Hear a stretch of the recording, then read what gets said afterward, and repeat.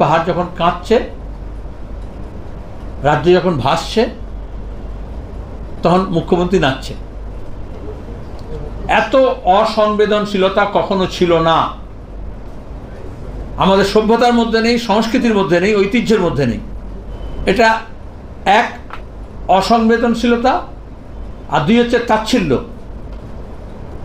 আর তিন হচ্ছে Mary মার্জি। Vote যদি লুটি করব, টাকা পয়সা বিলিয়ে দিয়ে যদি ভোটই নেব, তাহলে মানুষ মরছে কি, বাঁচছে কি, ভাসছে।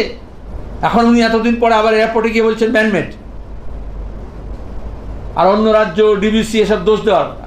প্রাকৃতিক দুর্যোগ হতে পারে, অতীতে হয়েছে, কিন্তু দুর্যোগের আগে সতর্কতা, সচেতনতা বৃদ্ধি করা, প্রস্তুতি।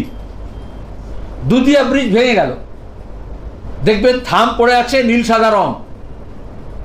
গত 10 বছরে কটা টেন্ডার হয়েছিল, কত টাকা লুট হয়েছে শুধু নীল সাদা রং করে দিয়ে। মেনটেন্যান্স কি হয়েছে? 18 সালে 22 সালে টেন্ডার হয়েছে, টাকা খরচ হয়েছে কোটি কোটি। তো উন্নয়নের মানে শুধু নীল সাদা রং নয়, এটা বারবার আমরা বলছি। আর নীল সাদা রং করে দিলে সেটা নিরাপদ হয়ে যায় না।